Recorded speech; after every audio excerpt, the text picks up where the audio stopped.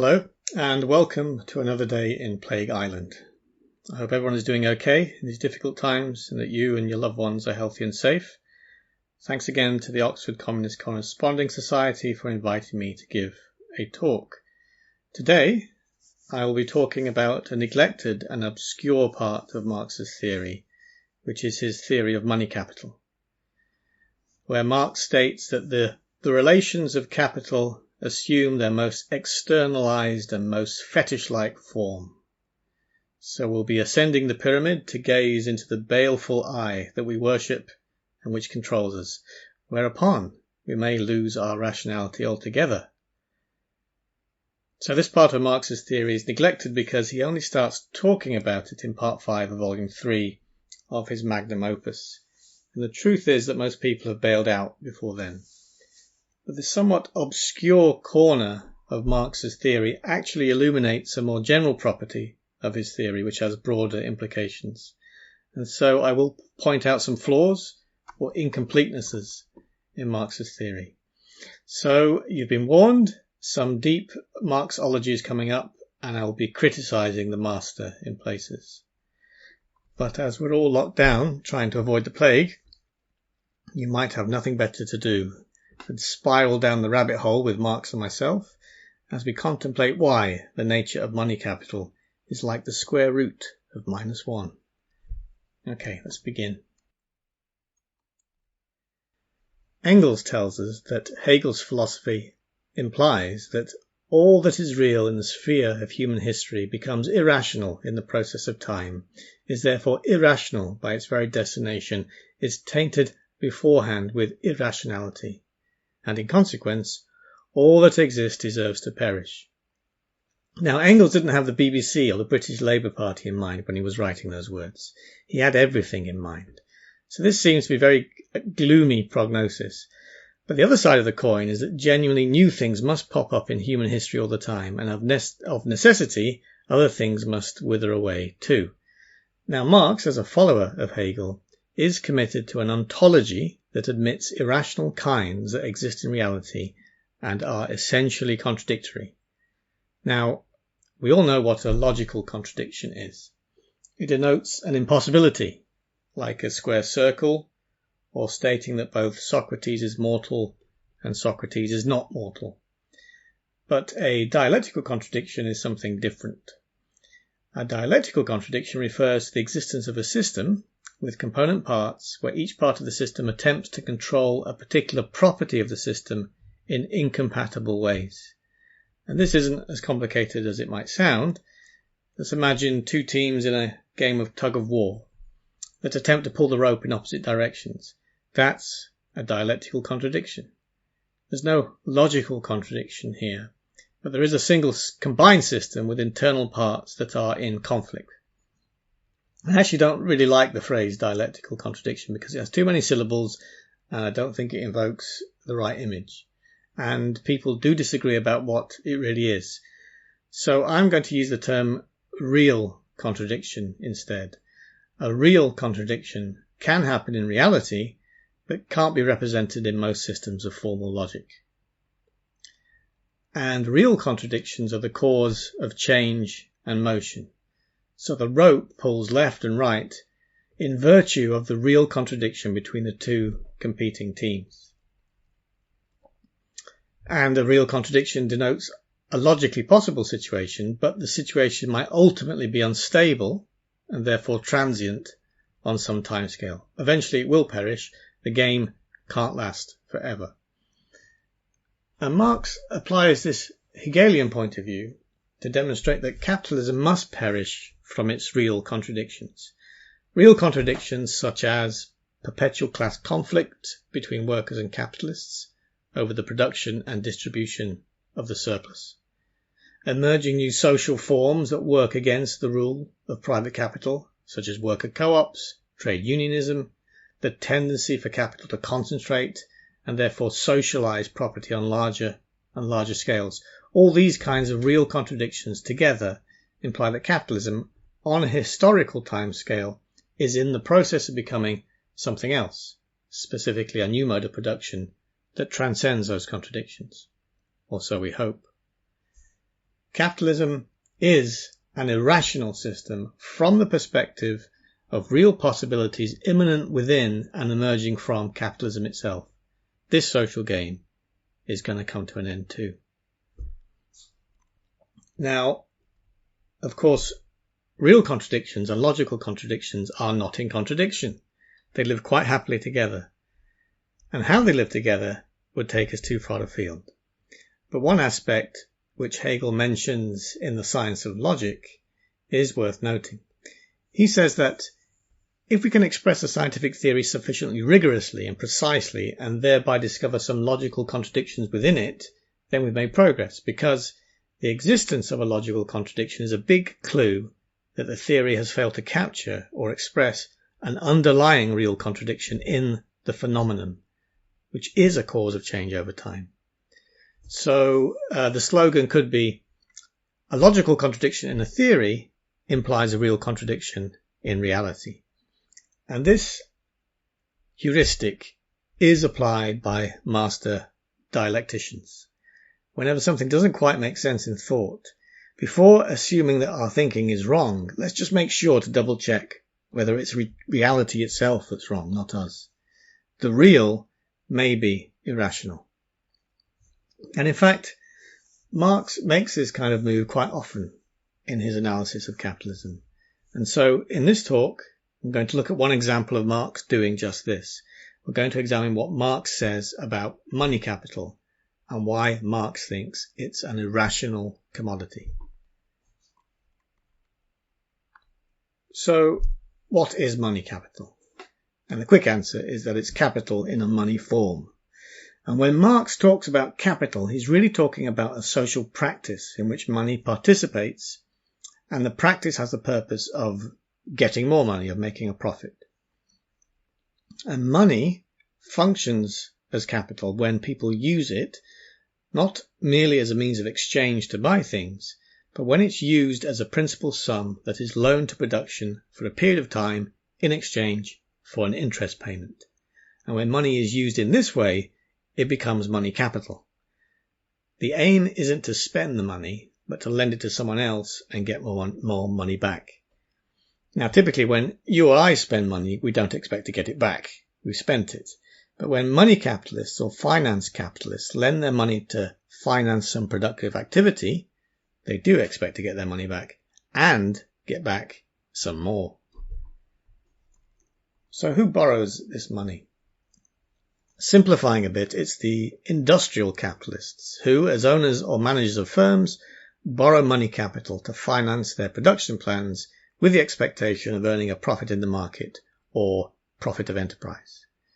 So we find in capitalist societies a circuit of money capital, a social practice that repeats over time, which involves social roles such as the money capitalist who lends and the industrial capitalist who borrows. And this circuit features particular kinds of activities such as the work of selling, arranging and servicing loans. And it features new economic forms over and above money, different from money, such as loan contracts, promissory notes, which state that the borrower promises to repay the principal sum plus interest after so many days. And to a large extent, the entire financial architecture of the modern world is an enormous ensemble of circuits of money capital, coming to be and ceasing to be on different timescales and making contact with industrial production in millions of different ways. But each and every one has the express purpose of funding material production to then extract interest income from it. We might think that profit is just profit, but not all profit is the same. Marx, just as many other economists do, distinguishes between interest and profit of enterprise because these different kinds of profit derive from different kinds of property claims. A finance capitalist owns stocks of outstanding loans and maintains a property claim on all the principal sums, plus the interest, and plus any loan collateral that may have been written down in the loan contract. These property claims terminate when the loan is repaid. The industrial capitalist, in contrast, is basically the owner of the firm and therefore has a claim on the firm's net income, and is liable for both the profit and loss after all costs are deducted from revenue, including the cost of borrowing the money from the finance capitalists.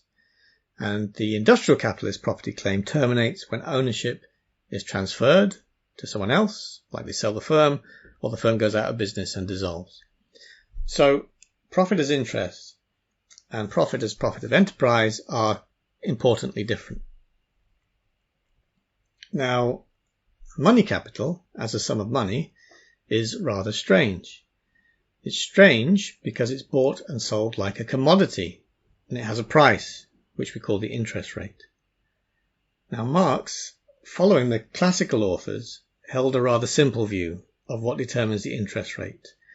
According to Marx, the price of money capital is set in the market for loanable funds, where finance capitalists, endowed with excess money capital, meet industrial capitalists who have profit-making schemes but lack the funds to put their plans into action.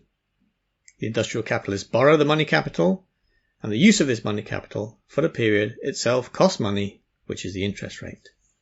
So simplifying a bit, total profit in the economy splits into two different kinds of profit income: interest and profit of enterprise. The industrial capitalist deducts the interest due on the borrowed money capital from their total profit and distributes it back to the money capitalist. Interest, then, is a deduction from industrial profit. So we have a strange kind of commodity called money capital, which has a strange kind of price or cost, which is the interest rate. Now, the strangeness of money capital manifests in Marx's theory in a specific way. And to understand how, we first need to briefly review some of the fundamental aspects of Marx's theory of value. Marx, in Volume 1 of Capital, describes three properties of commodities that are important for his theory of value.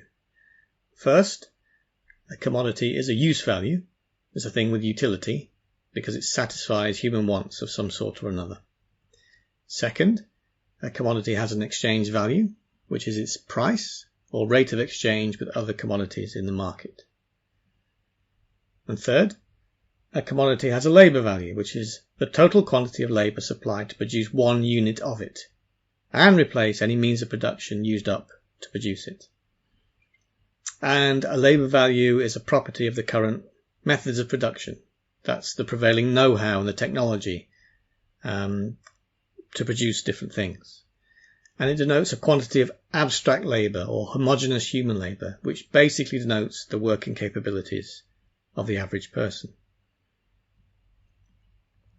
Now, the causal regularities of commodity production, which operate behind the backs of the participants, instantiates what Marx calls a law of value, which is a tendency, given the methods of production, for exchange values to gravitate towards or around their labour values. Prices have a tendency to converge to labour values, all other things being equal.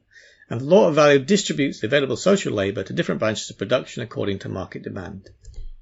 Now, prices or exchange values at any time won't reflect the underlying labour values due to imbalances between supply and demand, but the exchange values are continually pushed in the direction of labour values due to the law of value.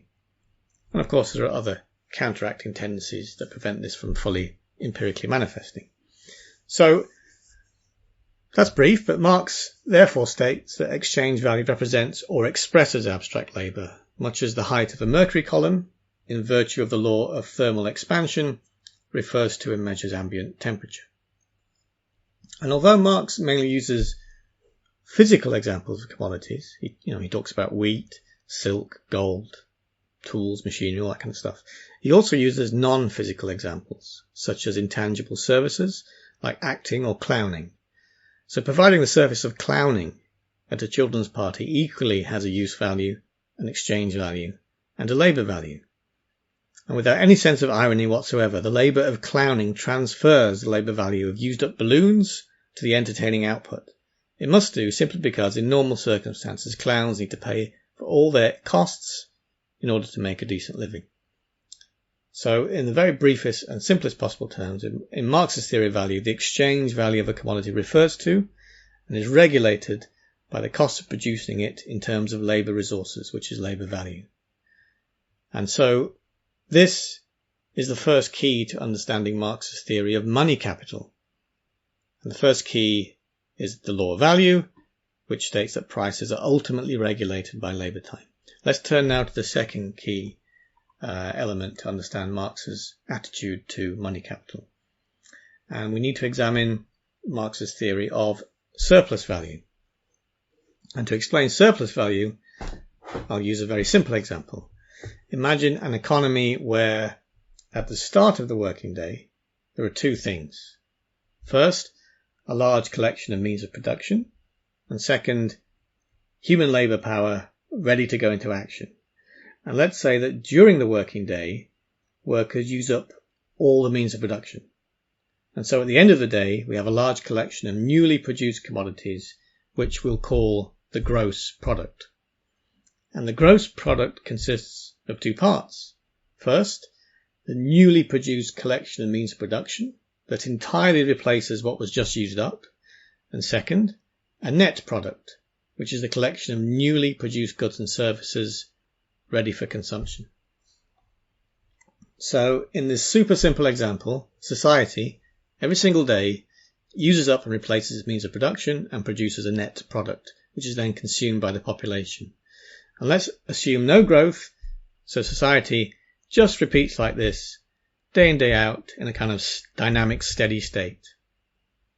So let's try and keep this simple economic picture in mind as we go forward. And according to Marx, the labour process transfers the labour value of the used up means of production to the output and adds its newly supplied labour time. So let's say that during the working day, workers supplied a total of 10 million hours of labour.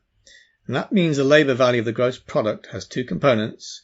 The labour value of the used up means of production, which reappears in the gross product, plus the addition of 10 million hours of new living labour. And because labour value of means of production just keeps reappearing in the gross product, we can subtract it out. And that leaves just the labour value of the net product, which must therefore be simply the 10 million hours of labour that were newly added during society's working day. The workers, of course, need to consume, so some of this net product gets distributed via the spending of money wages to the workers. And let's assume that the labour value of the total real wage consumed is equal to 4 million hours of labour. So the 10 million hour working day splits into two parts. A necessary part, which is the 4 million hours supplied to produce the real wage, and a surplus part, which is the remaining 6 million hours distributed, by definition, to non-wage earners, that is to capitalists, which they purchase with their money profits. And this surplus labour, this 6 million hours dedicated to producing goods consumed by capitalists, is what Marx calls surplus value. So, human labour bears fruit. It yields a surplus value in excess of the cost to maintain it. The 10 million hours of labour supplied by workers is more than what's necessary to sustain them. Only 4 million hours is needed for that. The remaining 6 million hours supplied to the economy is a strict injection of new value, a true surplus. And this will become important for what we will discuss later. Marx says that surplus value is, begin quote, a value not existing previously and not paid for by any equivalent, end quote. What does he mean by that? He means that capitalist profit, which they use to purchase part of the net product, is indeed a profit, is simply a monetary increment over and above what capitalists invested in production. This is the meaning of profit after all. Profit is additional money not balanced by a pre-existing cost. But Marx also means that the substance of profit, the surplus value, is additional labour time supplied by workers over and above what's needed to sustain them, and therefore is a strict net injection of labour time into the economy. And so the prolongation of the working day beyond what is necessary is, as Marx says, a gift to the capitalist, a surplus value provided gratis or free. And so surplus value is the material basis of Marx's theory of exploitation, an expose of the wage system. The supply of labour in return for the money wage seems to be an equal exchange for common advantage between two parties, as Marx says, constrained only by their free will. But he points out, in terms of labour time, that exchange is unequal. Workers supply a day of labour, but receive only a part of that day in payment. And the surplus value is appropriated by the capitalist class by spending their profit that they obtain solely in virtue of legal ownership of the firm and not by supplying any labour or receiving a wage for that labour. The capitalists, both in terms of money and in terms of labour time, don't pay for it. They get their profits for free. Surplus value is, to quote Marx, not paid for by any equivalent, end quote, and therefore is intrinsically costless because no equivalent is supplied or exchanged in order to create it. And so this proposition of Marx that surplus value is costless, has no cost, is not a cost of production, is the second key to understanding Marx's theory of money capital. So now we've got those value theory basics stated, let's turn to what Marx actually says about money capital.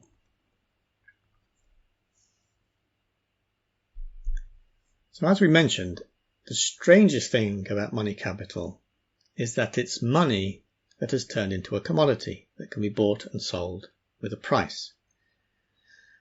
Money capital is, begin quote, a commodity whose capacity for self-expansion has a definite price quoted every time in every prevailing rate of interest, end quote.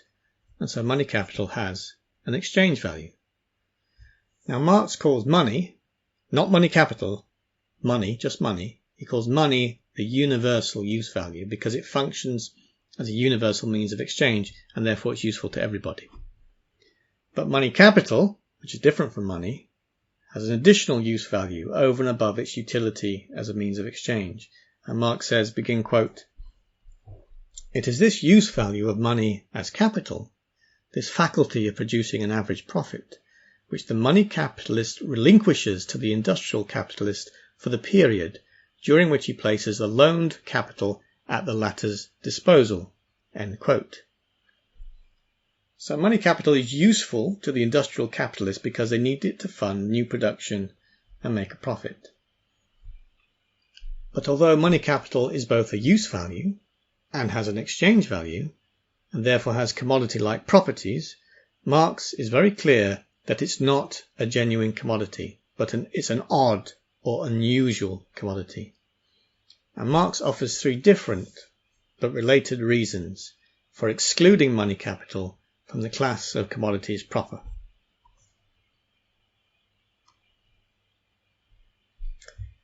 The price of money capital is a growth rate.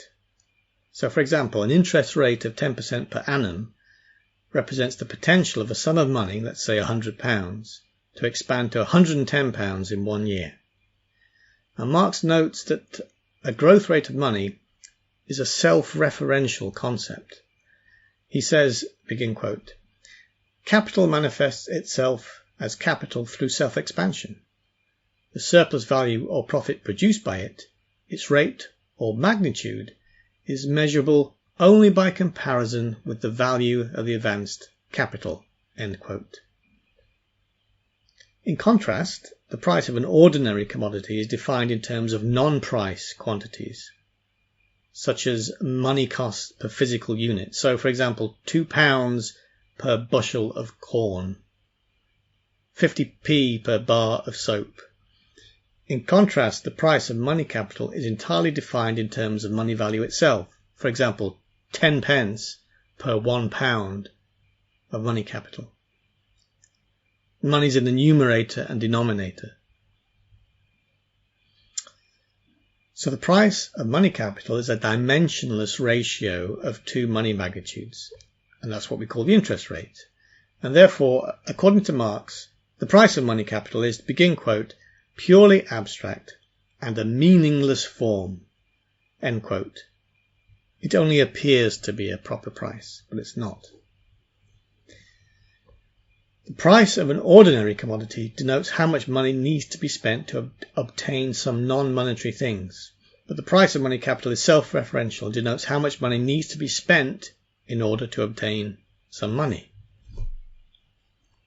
So for these kinds of reasons, Marx says, begin quote, interest, signifying the price of capital, is from the outset quite an irrational expression.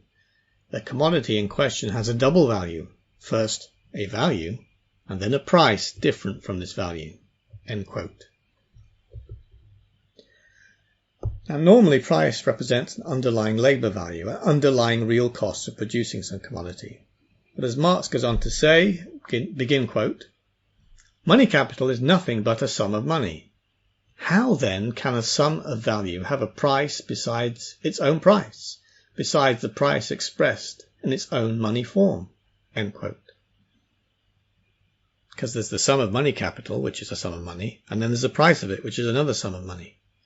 So money capital is an odd commodity because its price is a dimensionless growth rate that does not refer beyond or outside of monetary phenomena. So let's turn to the second weirdness of money capital. Real capital, such as raw material inputs, is produced, used up, and replaced by human labour. In contrast, money capital, which is the sum of money loaned out, is already existing money that returns to the lender with interest. Money capital isn't produced, it simply circulates.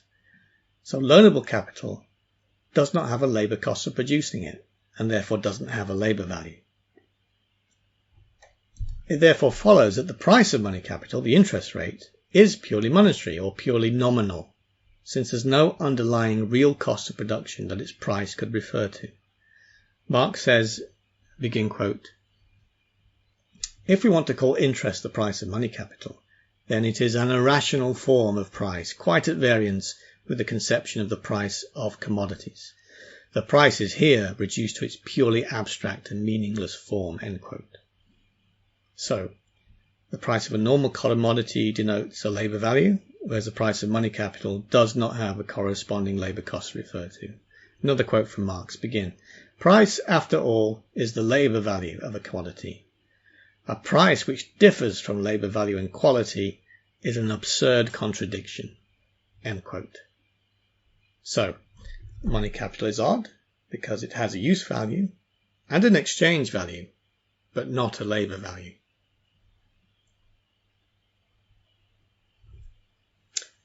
Since money capital lacks a labour value, its price cannot bear a lawful relationship to the methods of production. So Marx concludes that there is no natural or normal interest rate for the market rate to gravitate towards, unlike other kinds of prices.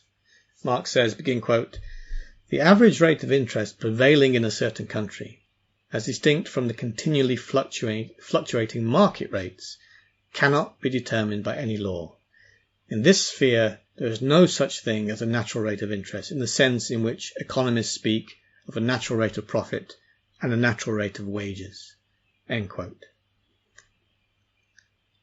So what can determine the interest rate? Well, Marx, in his rough notes that were eventually published as Volume 3 of Capital, suggests that the competitive haggling between finance and industrial capitalists in the market for loanable funds is what regulates the interest rate. And so the interest rate, to use Marx's phrase, is arbitrary and lawless because it depends on an irreducibly subjective conflict between financiers and industrialists. And in contrast, the market price of a genuine or a normal commodity is lawfully regulated by its labour value. But the market price of money capital, in contrast, is regulated by a lawless distributional conflict that lacks any connection to underlying labour values or the real costs of production. So this is the third and final reason Marx gives to explain why money capital isn't a proper commodity. Its price is not regulated by the immanent laws of capitalist production, and therefore it's an exception to the law of value that regulates all the other commodities.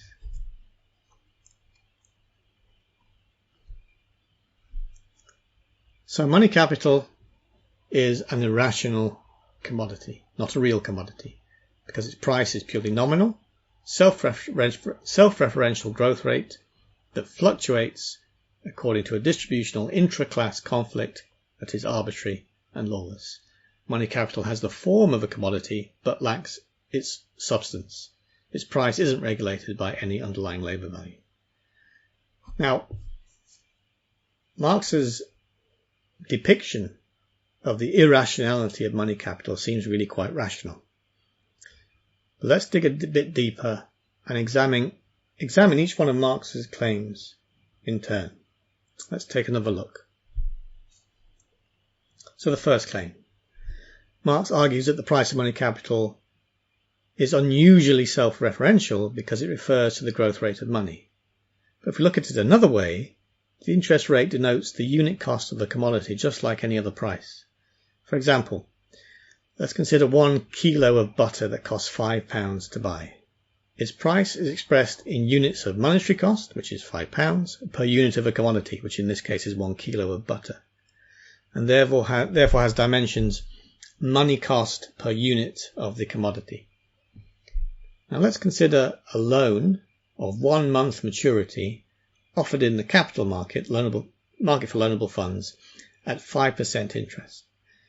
This interest rate is equivalent to a price of 5p per £1 of money capital. So the price of money capital is also expressed in units of monetary cost, that's 5p, per unit of the commodity, which in this case is £1 of money capital.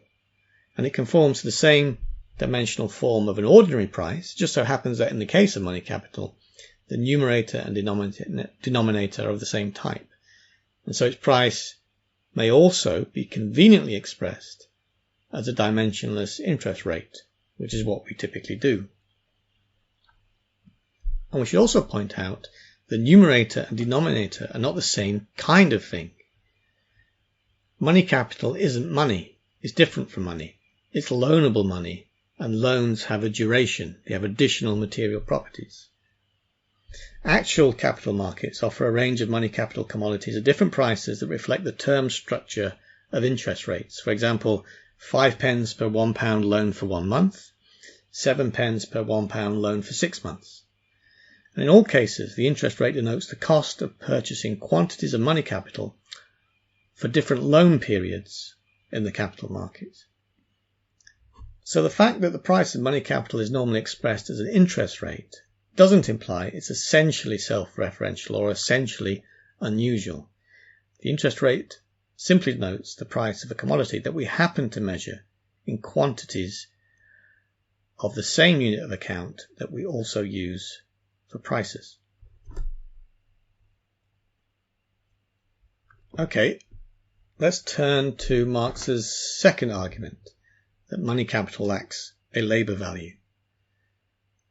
Now, according to Marx, any kind of material object or activity can have a labour value. He says, begin quote, "Labour value is independent of the particular use value by which it is born, but it must be embodied in a use value of some kind." And he goes on to say, begin quote, "It is a matter of complete indifference what particular object serves this purpose," end quote. So Marx explicitly notes that both money and money capital are distinct kinds of use values. In consequence, both money and money capital, as use values, would qualify for inclusion in the class of things that can have a labour value. But Marx is very careful to exclude money. Although labour value may inhere in any use value, Marx says, begin quote, "We leave out of consideration its purely symbolical representation by tokens," end quote. And the reason for this exclusion is simple. An amount of money, let's say £1 again, refers to labour value, but is not itself a labour value. Just as 1 degree centigrade refers to temperature, but is not itself temperature. Now, the historical existence of commodity money and Marx's discussion of it can sometimes obscure this point. Consider a gold coin. The coin has a labour value, which is the labour required to mine the metal and coin it.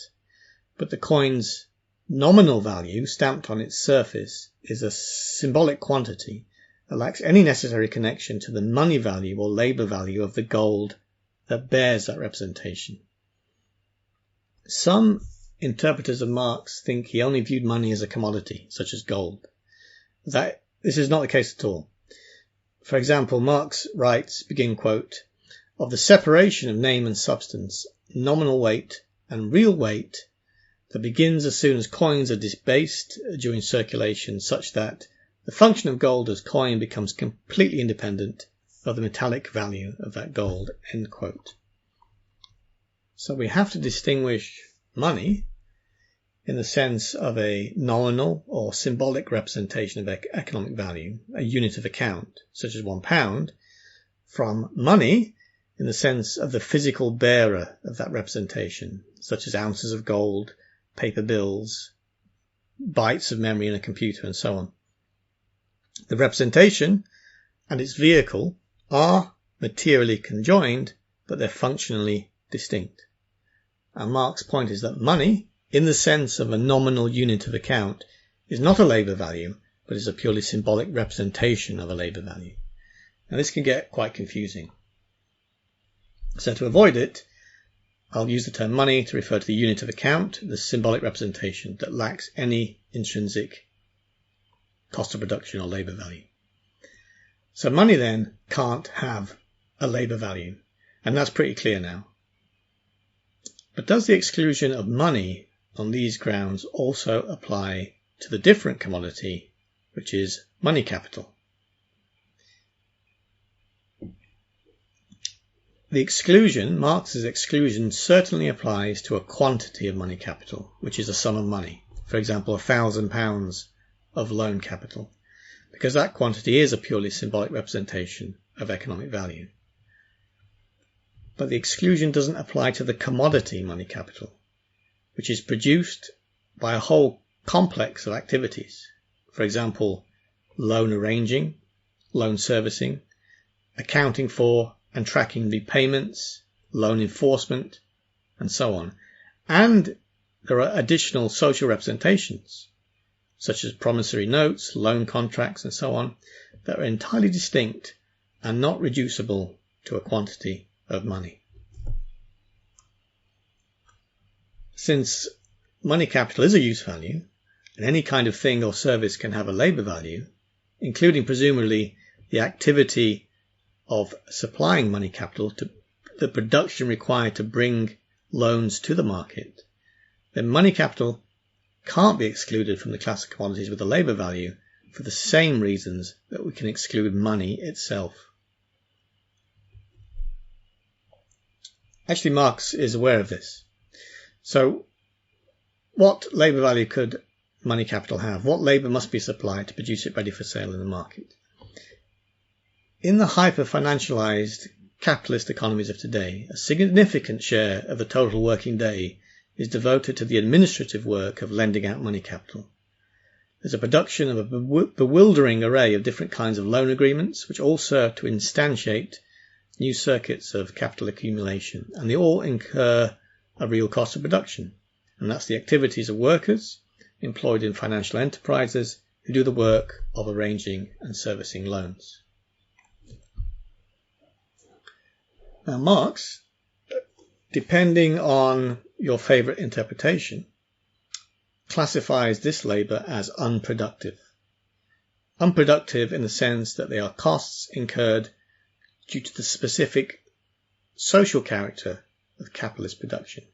For example, bookkeeping labour that maintains a record of stockholders and their claims.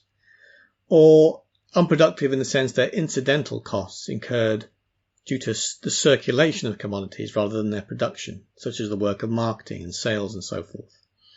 And according to Marx, under some interpretations, unproductive labour is a deduction from surplus value and therefore does not have the same, begin quote, the same absolute character of necessity, end quote, as properly productive labour.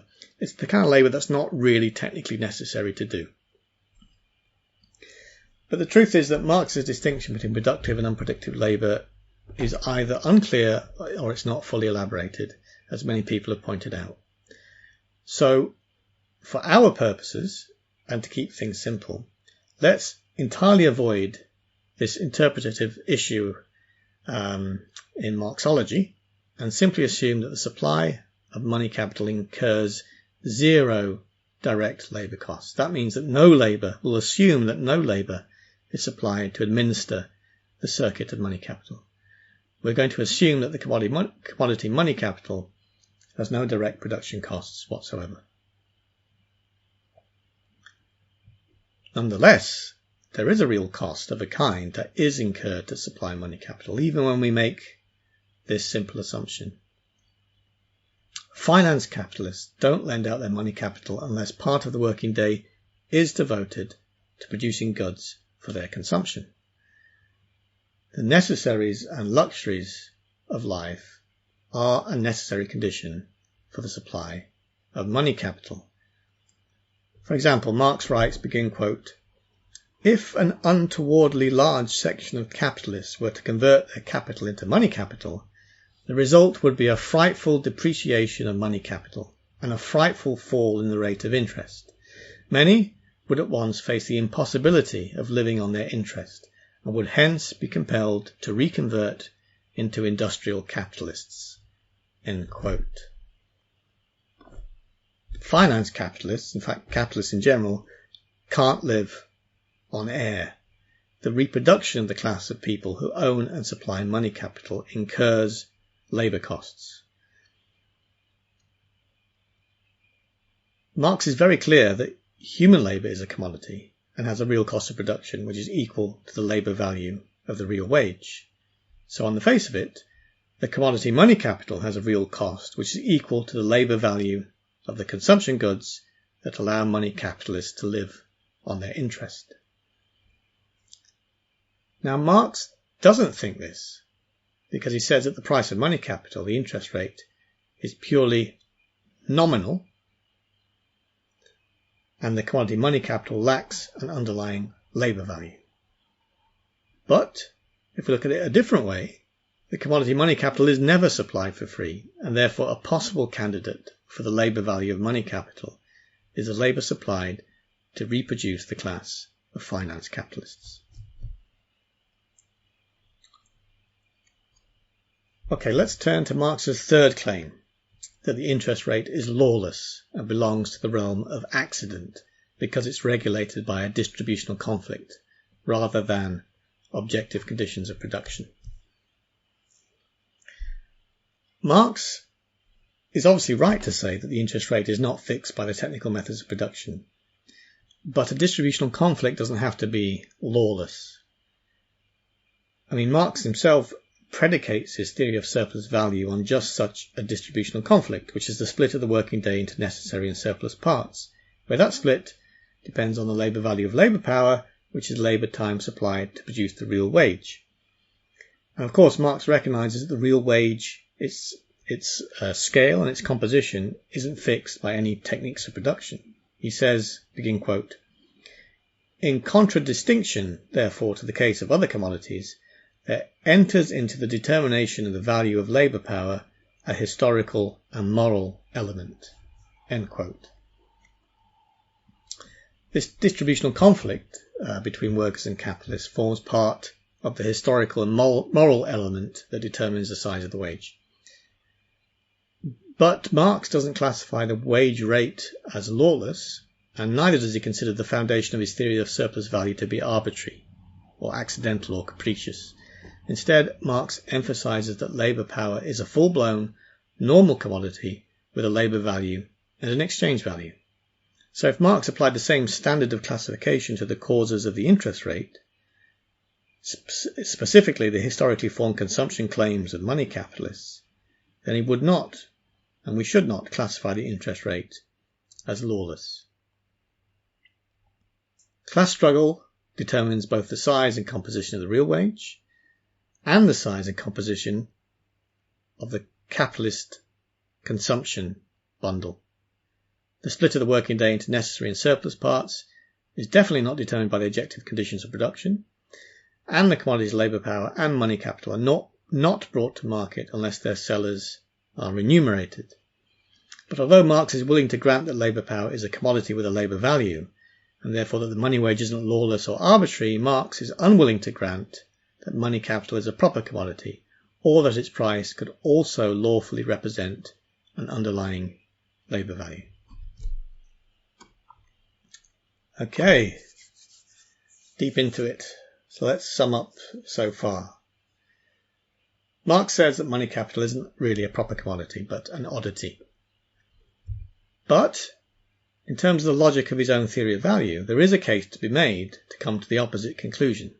There are grounds to state that money capital has a unit price that is causally related to the real cost of reproducing money capitalists at their conventional level of consumption, in much the same manner that Marx would claim that the wage rate is causally related to the labour value of labour power.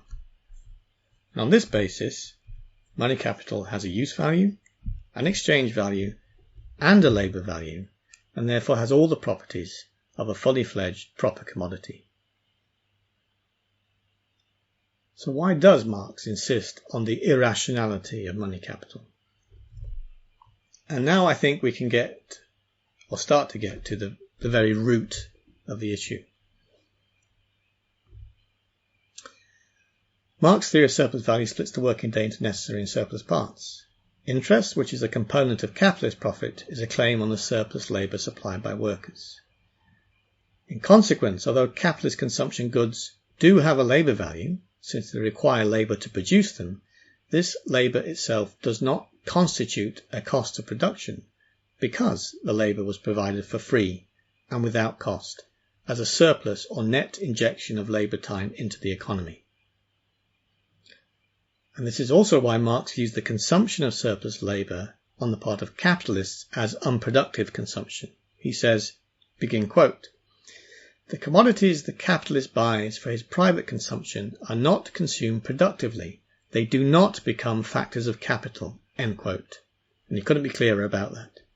Since these commodities are not a factor of capital, that is, do not form part of the means of production that are technically required to produce things, they therefore do not form part of the objective costs of production, and therefore do not form costs that generate the structure of labour values. So on the one hand, in Marx's theory, surplus value is not a real cost of production, and that's because it treats the costs of reproducing different classes in society asymmetrically or differently. Workers' consumption is a necessary cost, but capitalist consumption is not. And in contrast, Marx's theory of value implies that money capital is a commodity with a cost of production, both a monetary cost, which is its price in the market for loanable funds, and a real cost, which is the labour value of the goods and services that reproduce the capitalist class. But Marx doesn't pursue this logic, since his theory of surplus value implies that money capital cannot have a cost of production. Marx resolves this contradiction by classifying money capital as sui generis, to use his phrase, a unique kind of quasi-commodity with a price that is pure form without content. Money capital, therefore, according to Marx, belongs to the class of commodities that, begin quote, have a price without having a labour value, end quote. For example, land or conscience or honour and so on, which have prices that are, begin quote, imaginary, like certain quantities in mathematics, end quote. And he does reference imaginary values such as the square root of -3. So Marx makes the explicit link between the irrationality of the interest rate and the irrationality of complex numbers. An imaginary or irrational price is the exception to the rule that, begin quote, money is nothing but the value form of commodities, end quote, in the sense money being nothing but the representation or expression of underlying labour values. It's an exception to the rule. It's an exception to the law of value. So perhaps we've stumbled upon a problem in Marx's theory, or at least some kind of unresolved tension. Money capital for Marx both is and is not a commodity, where the affirmation finds support in Marx's theory of value and its negation in his theory of surplus value. Marx expects to identify irrational kinds in social reality. Capitalism is a social system riven with real contradictions. that throws up contradictory, irrational and fetishistic social forms. And Marx is attempting to capture this reality in thought. The irrationality of money capital is therefore a manifestation of the ultimately contradictory nature of capitalism. And here we come to the question I would like to pose. And it has taken a long time to get to this point where we can pose the question. And this is what I'd like us to think about. Is Marx right about this? Or is there something slightly wrong in his cognition of capitalism? In other words, does the contradictory nature of money capital express a real contradiction in reality or a logical contradiction in Marx's thought? Before we can answer this question, we need to take one step back, just a slightly higher vantage point. We need to understand how Marx's economic propositions fit into his broader scientific view of the materialist conception of history. So I just need to talk about historical materialism just for a moment.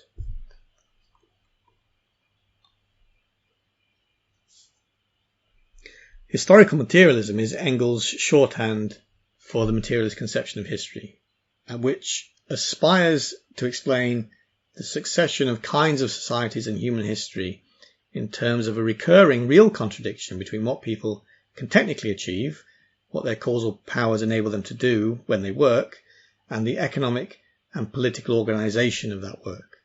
And this is typically summarized as a contradiction between the forces of production and the social relations of production. Humans spontaneously learn from their material practice in all circumstances. And in consequence, throughout history, the forces of production have a tendency to alter and improve. And at certain junctures in history, the forces of production develop to such an extent that, begin quote, the material productive forces of society come into conflict with the existing relations of production, end quote. So, for example, the emergence of early workshops and factories, roughly speaking from the middle of the 16th to near the end of the 18th century, introduced a finer grained and therefore more productive division of labour within single workshops. And this is an example of a change in the forces of production, and it ultimately dissolved the traditional trades and undermined the institutional power of the medieval guilds. And that's a corresponding change in the social relations of production. Now, these kinds of contradictions might drive people to instigate a period of social and political upheaval that, if successful, overthrows the existing social relations and establishes new ones consistent with the forces of production. So relatively high frequency technical change drives relatively low frequency institutional change. And Marx's pithy aphorism, the hand mill gives you society with the feudal lord, the steam mill society with the industrial capitalist, nicely summarizes this idea. Now, anyone who's read Marx's works will find lots of highly critical or normative statements about the evils of capitalism. But Marx, very consciously and explicitly, avoids comparing capitalism to any kind of subjective standard or utopian ideal. His moral outrage is ultimately based on applying the perspective of historical materialism to identify the real contradictions of capitalist production. So, for instance, Marx documents the class conflict between workers and capitalists over the distribution of the economic surplus. The combination of workers who are causally responsible for the production of the surplus don't decide on its distribution. Instead, the owners of the means of production, the capitalists, distribute the surplus in virtue of a property claim rather than any causal responsibility for what happened. And capitalism, therefore, is defined by, in its essential kernel, is founded on a contradiction between the forces of production, which is socialized labour, and the relations of production, which is the private appropriation of the fruits of socialized labour. And these social relations are irrational because they fail to reflect the actual material conditions of production, and therefore, not going into the reasons why or explaining, they constitute a brake or a fetter on the further development of the causal powers of social labour. Some quick examples here.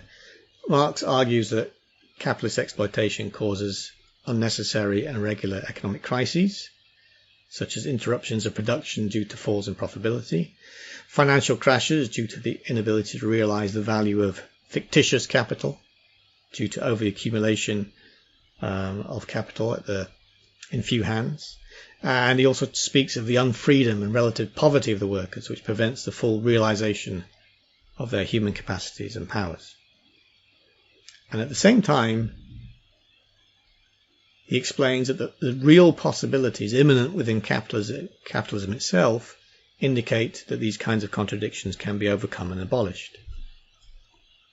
Marx and Engels believe that capitalism is pregnant with a post-capitalist or socialist system of production in which profit income, that's income received in virtue of firm ownership rather in virtue of any labour supplied or in virtue of democratic decision-making, that kind of profit income has been abolished. And they point to examples of it perhaps appearing to begin to be abolished, like joint stock companies, which indicate how ownership can be socialised on a large scale, and worker cooperatives, which indicate how a firm can be owned by its working members. And he points out that these are transitional institutions that prefigure fully social and democratic forms of property. But the point is that Marx's judgments, his normative statements, ultimately derive from comparing capitalism to a post-capitalist system which is partially present within or implied by capitalist reality itself. And that's sometimes forgotten, even though it's absolutely fundamental to Marx's critique of capitalism. Here's a quote. Begin. Communism is for us not a state of affairs which is to be established, an ideal to which reality will have to adjust itself. We call communism the real movement which abolishes the present state of things. The conditions of this movement result from the premises now in existence. End quote. And so it's for these kinds of reasons that Marx and Engels claim that their critique of capitalism is especially scientific, rather than moral or utopian, because it reveals, in thought, an actual historical trajectory. So, the subtitle of Marx's Capital, as everybody knows, is subtitled A Critique of Political Economy. And this critique is empirically grounded because it identifies real contradictions, but it is also normative because it argues that transcending those contradictions will result in a better society, where better ultimately denotes increased causal powers and freedoms for social labour. So the critique, Marx's critique, is empirical and it's normative. And it's not merely empirical and it's not merely normative. So for want of a better phrase, and please write in if you can think of a better one, I'll refer to this historical materialist perspective as empirico-normative. It's both empirical and normative at the same time. It's neither one nor the other. And historical materialism, in my opinion, is an empirical normative theory of social change. And that means that many of Marx's key concepts are neither purely empirical nor purely normative. And we can see this playing out in Marx's concept of surplus labour and his account of the labour process, which we'll now go back to.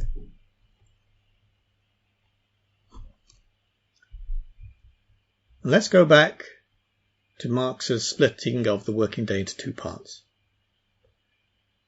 Marx's split doesn't merely quantitatively identify that workers get this many labour hours and capitalists get that in the form of goods and services. Marx's theory of surplus value, in addition, classifies a part of the day as a necessary cost and the surplus part as unnecessary and therefore fundamentally costless. On what grounds does Marx justify this classification? Why, for example, is it necessary that workers produce the real wage, but it's not necessary that they produce the real income of capitalists?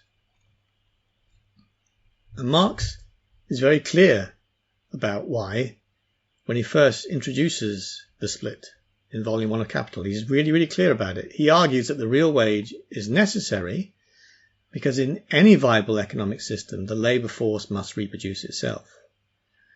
But the labour force must reproduce capitalists only in the specific historical circumstances of capitalism. So let me quote the key passage because I think it's very important. I'll quote it in full. Begin quote.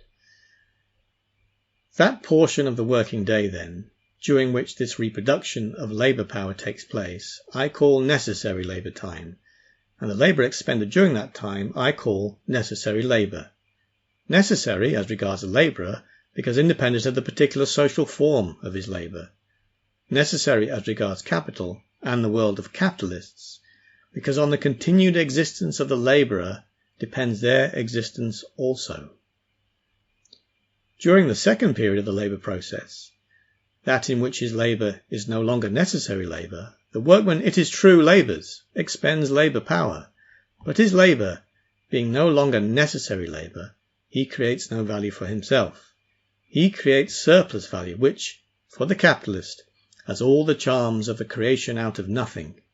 This portion of the working day I name surplus labour time, and to the labour expended during that time I give the name of surplus labour. End quote. The asymmetry is clear. Capitalists need workers, but workers don't need capitalists. And this proposition is not strictly empirical, but normative and counterfactual. Marx implicitly assumes the real possibility of organising production where workers do not supply additional labour to an exploiting class, over and above that's what's necessary to reproduce themselves. And therefore, the justification for Marx's asymmetrical treatment of the reproduction costs of workers and capitalists, which we noted earlier, ultimately derives from the empirical normative perspective of historical materialism. It's the existence of these new embryonic social forms, such as democratic worker-owned firms that hire in capital rather than labour power, and democratically distribute firm profit to working members rather than absentee owners. These kinds of emergence of new forms within capitalism indicate the real possibility of more democratic and equitable property forms that transcend the hiring of human beings in a labour market, i.e. the abolition of the capitalist wage system. And because this post-capitalist economy is a real possibility, we can consider the removal of the social role of the capitalist. It can disappear, much like the social role of the feudal lord or slave owner disappeared in earlier social transitions. In this historical sense, the property relations and functional income categories that constitute the capitalist class and the labouring activities that produce that income are unnecessary. And so Marx's theory of surplus value and its split of the working day predicts that if the social role of capitalists was abolished, but capital accumulation and the size of the workforce remained constant, then workers could knock off early yet still consume the same real wage. The surplus labour, which previously supported the hyper-consumption of a small class of capitalists, would no longer be necessary, wouldn't need to be done. That work wouldn't need to be performed. So workers could choose to continue to work a full day and supply additional labour, but they would distribute it to themselves at their collective discretion, or they could clock off early and go home. So, from Marx's empirical normative perspective, the necessity to work to produce consumption goods for capitalists is historically contingent. The surplus labour is, counterfactually speaking, unnecessary post-capitalism. So Marx's theory of surplus value is an irreducibly counterfactual theory because it relies on a comparison between what is and what could be. And it makes total sense. And it's right.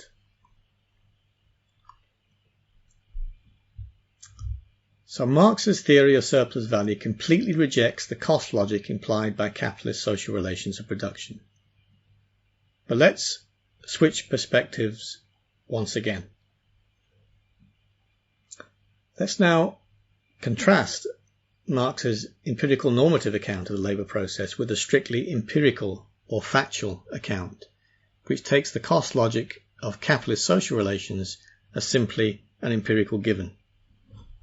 And let's consider again a single working day in our simple example economy during which workers supply 10 million hours of labour. We split the 10 million hours into 4 million hours of necessary labour, supplied to produce the real wage, and 6 million hours of surplus labour, which for simplicity we'll assume is devoted entirely to the production of capitalist consumption goods and services.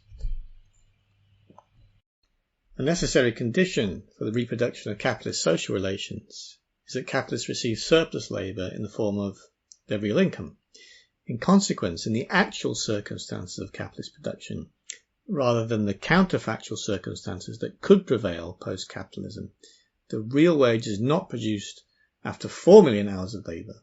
If it were, then workers could knock off early and yet still consume the real wage. But they can't do this. In the actual circumstances of capitalist production, workers supply, as a necessary condition of the production of the real wage, additional surplus or tributary labour for the capitalist class. And so, the surplus labour, from a strictly empirical perspective, is a necessary cost.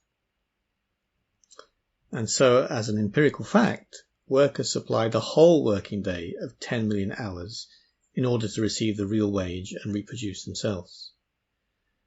And therefore, a strictly empirical account of capitalist production implies that the labour value of the real wage, the total amount of time that workers must supply to produce it, isn't 4 million hours, but 10 million hours, the full working day.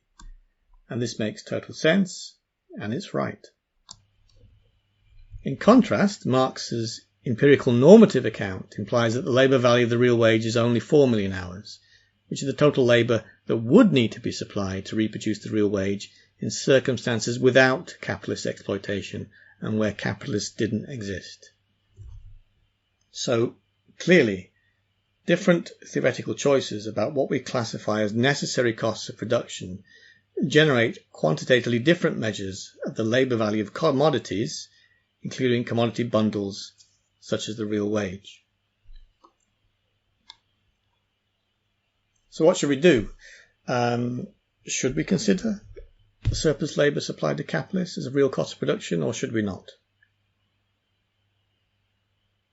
On the one hand, we could follow Marx and take the empirical normative view of capitalist labour, the capitalist labour process, and observe that the supply of surplus labour is historically contingent and therefore counterfactually unnecessary. On the other hand, we can also take an empirical view of the labour process, which Marx doesn't do, and observe that surplus labour, although historically contingent, is factually necessary in the empirical circumstances of a capitalist economy. So which view is right? Which viewpoint should we adopt? And the answer is it depends on what we want to do. If we want to critique capitalism, then we have to follow Marx.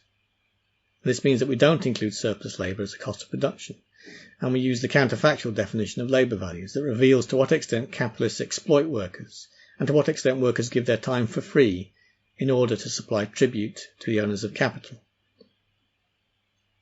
But, if we want to explain the cost structure generated by capitalist property relations, and understand what prices in a capitalist system represent or measure, then we do need to include surplus labour as a cost of production. Then we use an empirical definition of labour values that tells us how much time workers actually have to supply in the conditions of their exploitation in order to produce the commodities for their consumption. The prices in a capitalist economy include a profit markup that gives capitalists the power to command and receive tributary labour. And Marx is, as everyone understands, Marx too understands that the interest rate is a monetary cost of production. It's a cost that the industrial capitalist must pay up front and which reappears as a cost in their output. But Marx attempts to explain the cost structure that factually obtains in the capitalist economy, which includes surplus labour as a cost of production, in terms of a counterfactual cost structure that excludes surplus labour as a cost of production. But a factual cost structure cannot be explained in terms of a counterfactual cost structure. And this is the fundamental logical contradiction present in the core of Marx's analysis of capitalism.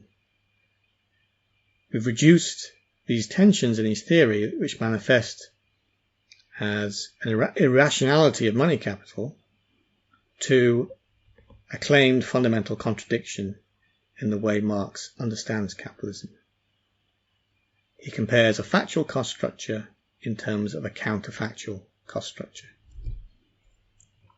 But Marx does aim to construct a unified theory of economic value and capitalist exploitation. So on the one hand, he employs his theory of surplus value to reject the cost logic of capitalism. But on the other hand, he employs his theory of value to explain that logic, to explain the structure of capitalist prices. But a counterfactual measure of socially necessary labour time can satisfy only one of those aims. And this fundamental contradiction manifests as different surface problems in Marx's theory. Whenever Marx tries to quantitatively link the value form, that's monetary values, to its content, that's labour values, some of these problems have been talked about a lot, and I won't mention them here because it would take us off course. Instead, now that we've taken this winding route through Marx's theory of value, his theory of surplus value, historical materialism, and how that relates to his core concepts, now that we've taken this route, this detour, let's return to Marx's classification of money capital as an irrational commodity. Because now that we understand what's happening in the deep structure of Marx's theory, we can formulate a more complete understanding of the precise nature of the irrationality of Marx's irrational commodity. So if you're still with me and haven't fallen asleep due to this intense Marxology, or haven't rage quit in anger at my criticisms of the master, we can now return to the original question I posed. Marx classifies money capital as irrational. Does that reflect a contradiction in reality or a contradiction in his thought? Marx explains that money capital, as a social practice in which money capitalists claim a share of surplus labour, is exploitative and ultimately prevents a fuller development of the forces of production. We can therefore judge it to be irrational from the perspective of a materially possible future society that has abolished this form of exploitation. The normative judgment that money capital is irrational is similar to our modern understanding that earlier forms of property, such as slavery or feudal bondage, were irrational too. But Marx additionally claims that money capital is in fact irrational, in the different sense that it possesses irrational properties, such as a price, reduced to its purely abstract and meaningless form, as he says, which he also says is an absurd contradiction. And it's this latter, specifically empirical claim that I just want to focus on for a moment. Here, money capital is irrational because it appears to be a commodity, but in fact, it is also not a commodity. Marx acknowledges that labour is supplied in order to bring money capital to market. For example, the labour supplied to produce the real income of money capitalists. But his counterfactual analysis of the labour process classifies this labour as surplus that by definition can't constitute a cost of production. Money capital therefore appears irrational, with a price but not a labour value, because Marx compares its actual monetary cost, which is the interest rate, with its labour cost in circumstances where capitalists don't extract a tribute. And in these counterfactual circumstances it has no labour value because its cost is surplus, it's superfluous and unnecessary. And in contrast, a strictly empirical analysis of the labour process will count the labour supply to produce capitalist consumption goods as a cost of production. And an empirical analysis captures the fact that money capital does have a labour cost, which is non-zero. So once we compare like with like, that's actual monetary with actual labour costs, then money capital no longer appears to be an irrational commodity, but rather belongs to the class of commodities proper. It's a fully fledged commodity with a use value, an exchange value, and a labour value. So we can now answer our question. Marx claims as a matter of fact that money capital is irrational because it factually has a monetary cost, but counterfactually lacks a labour cost. But as we said, counterfactual properties cannot be factual properties, and so Marx's claim commits this logical fallacy. And that's why he simultaneously points out the commodity-like properties of money capital, but at the same time points out that those commodity-like properties must be illusions, irrational forms thrown up by capitalist production. But this tension or contradiction in Marx's theory dissolves and goes away once we adopt a more general viewpoint that includes, yet distinguishes between both factual and counterfactual accounts of the labour process.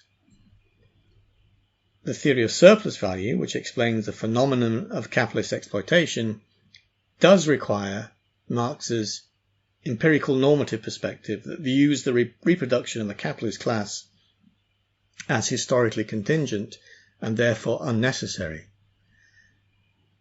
The theory of value, which Marx employs to explain the phenomenon of exchange value in the circumstances of capitalist production, requires more of an empirical perspective that views the reproduction of the capitalist class as necessary to reproduce capitalist social relations. And from this more general viewpoint, money capital is a normal commodity with a price and a labour value, while simultaneously, in the context of criticising capitalist property relations, we see that money capital is the product of exploitative and irrational social relations. And therefore, we relocate the irrationality of money capital from its nature as a commodity to its nature as a social practice. So I think that Marx was wrong to state that money capital both is and is not a commodity. I think instead that we should simply state that money capital is a commodity, but that it expresses a social relationship that deserves to perish.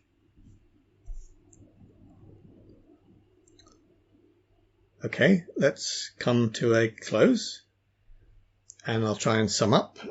I hope that isn't too much philosophy of Marx's economics, and that you stuck with me. The summary goes something like this. Marx's theory of money capital, which states it is and is not a commodity, suffers from a characteristic bias of the automatic application of the Hegelian dialectic. If your ontology accepts the existence of irrational kinds, then you might reinterpret a logical contradiction in your own theory as a real contradiction in reality.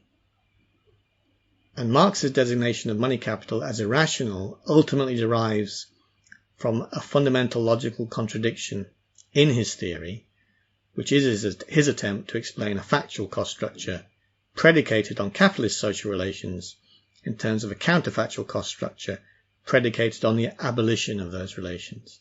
And this contradiction, never fully resolved by Marx, means that his theory of value and his theory of exploitation sometimes collide, as they do when he discusses the nature of money capital. But by adopting a more general point of view, where we can think about both factual and counterfactual accounts of the labour process in capitalism, we can avoid these collisions. And money capital, from this more general point of view, is a rational commodity with a price and a labour cost, and therefore doesn't constitute an exception to the law of value. But it nonetheless expresses social relations that are irrational from the perspective of historical materialism. And we've arrived at this conclusion by applying some of the wisdom of Hegelian philosophy to Marx's writings. So allow me to end with a somewhat obscure, but I think very interesting quotation from Hegel from his Science of Logic. A begin quote. Intelligent reflection, to mention this here, consists, on the contrary, in grasping and asserting contradiction. Even though it doesn't express the notion of things, and their relationships, and has for its material and content only the determinations of ordinary thinking, it does bring these into a relation that contains their contradiction and allows their notion to show or shine through the contradiction. Thinking reason, however, sharpens, so to say, the blunt difference of diverse terms, the mere manifoldness of pictorial thinking, into essential difference, into opposition. Only when the manifold terms have been driven to the point of contradiction do they become active and lively towards one another, receiving in contradiction the negativity, which is the indwelling pulsation of self-movement and spontaneous activity." End quote. Now, that has a poetic feeling to it, and the language is quite opaque. But Hegel's methodological remarks here, I think, are quite sophisticated.